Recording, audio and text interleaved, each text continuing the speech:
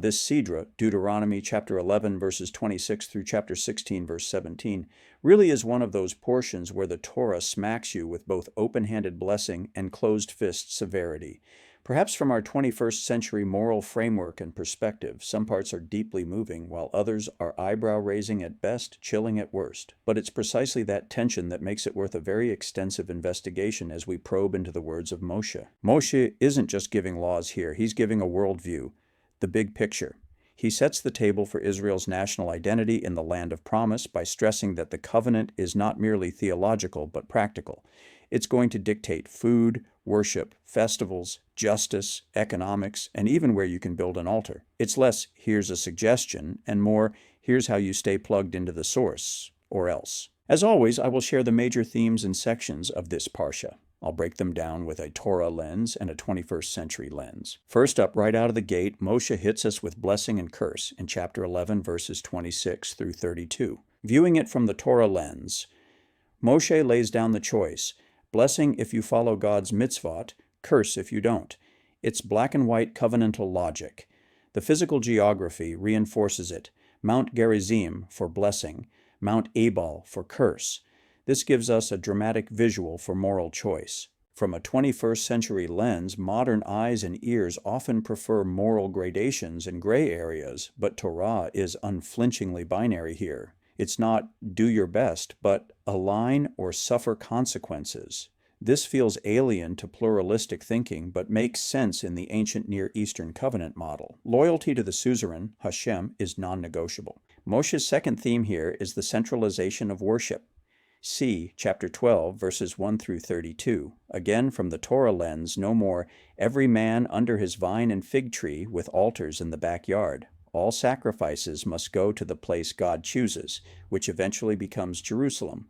This prevents idolatry from creeping in and unifies national worship. From our 21st century lens, the idea of religious decentralization is common, even encouraged. This insistence on one central site may feel authoritarian, but historically it was a safeguard. Local shrines were a breeding ground for syncretism with Canaanite religions that surrounded the Israelis. Now we come to the part where most modern-day sensibilities may see as barbaric, but, as history has shown us, is absolutely necessary: the wiping out of idolatry completely in chapter 13, verses 1 through 19. Before the events of October 7, 2023, this idea would have seemed horrific to us.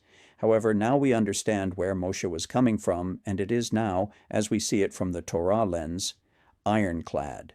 The execution of those who would introduce idolatrous practices to the people of Israel, be it an invader, a prophet, or otherwise, makes perfect sense. If not done, a whole city or nation may quite likely turn to idolatry with all the destruction of a society it brings, hence the curse. These enemies of both Hashem and the people must be utterly destroyed. It's absolute zero tolerance, a spiritual cancer that must be cut out to preserve the covenantal body. From a 21st century lens, most of us recoil at the violence portrayed here done in the name of Hashem and the preservation of the people. Religious coercion is abhorrent to modern sensibilities, but in ancient Israel's framework, idolatry wasn't just theological disagreement. It was national treason against the divine king of the universe. And, as a lesson hard learned by us 2 years ago, it is one that hasn't gone away, even in our so-called, quote, enlightened state, end quote. The next few chapters of this Parsha take up a more expansive look at kashrut commandments. Here Moshe repeats the kosher species list from Leviticus 11, but here it's tied to identity. You are children of Hashem. Food isn't just nutrition, it's a constant reminder of covenantal distinctiveness. Today, even many secular Jews will keep some kosher habits as identity markers, proof that this framing has worked for over 3,000 years. Next, Moshe tackles the mitzvot covering tithes, shemitah, and what we have come to term social justice. This section actually is heartwarming when compared to what came just before it. Tithes have a very important tzedakah purpose. They support Levites who have no portion in the land, the poor, the widow and homeless, as well as the stranger. Every seventh year debts are forgiven and Hebrew slaves who want it are freed. This is covenantal economics at its best. Justice is baked into the system. For 21st century readers of the Torah, this resonates. This is the Torah's social safety net. centuries before the welfare state. Still, it's not egalitarian in our sense of the word. Slavery exists, but is humanized with strict limits and judicial penalties for slave owners who abuse it. Moshe lays out the specifics for the pilgrimage festivals in chapter 16, verses 1 through 17. Pesach, Shavuot, and Sukkot anchor Israel's agricultural and historical rhythms. Everyone appears before Hashem. No one is left out, rich or poor. Communal gathering 3 times a year is unifying and identity building. We might loosely compare it to modern-day national holidays with spiritual backbone. But imagine if attendance were a divine command. This section of Torah is both inspiring and disturbing. The deep sense of national purpose, charity, economic fairness, joy in festivals, and belonging to something bigger than yourself, while the severity toward idolaters, the execution of false prophets, the destruction of entire towns find many in our era aghast. These remind us that Torah was given in a specific historical cultural matrix, one where survival as a monotheistic people surrounded by hostile cultures demanded extremity. Yet has things really changed that much not only in the Middle and Near East, but throughout the world that all of what Moshe gave here still makes perfect sense? Moshe reminds us here that the Torah of Hashem is binding yet contextual. From a halakhic standpoint, yes.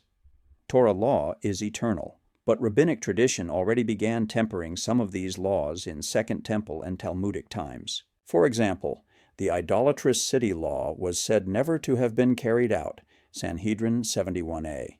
Death penalty requirements became so strict that a Sanhedrin that executed once in 70 years was considered bloodthirsty, Makot 7a.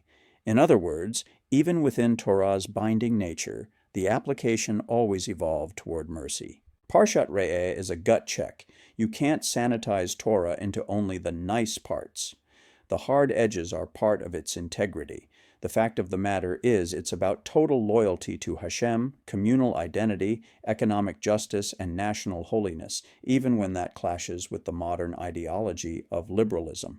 In that regard, we must always remember that Torah is eternal, while whatever ideology we may be following now will one day fade into the dust of history. The challenge is to honor its eternality while engaging honestly with its historical context and the rabbinic interpretive tradition that softened its sharpest edges. My closing thoughts on Parshat Re'eh? The Torah's commands are absolute and eternal, but rabbinic interpretation often tempers them to align with mercy and changing reality. National identity is the core. Laws protect Israel from assimilation and collapse. Modern application varies from literal observance, orthodox, to symbolic spiritual adaptation, liberal streams. The hard passages are teaching opportunities showing how Judaism preserved eternal principles while evolving in practice. Thank you for watching or reading this episode on one of the most challenging sections of the Torah. I hope you found it inspiring, helpful in your journey with Hashem, and has given some insight not thought of before. As a reminder, all my videos and teachings can be found on Rumble, YouTube, Locals, Substack, and Blogger. Please like, subscribe, and share. Hit that notification button to keep informed of new videos when they become available. Until next time, this is Shmuel ben Shlomi wishing you Shabbat Shalom.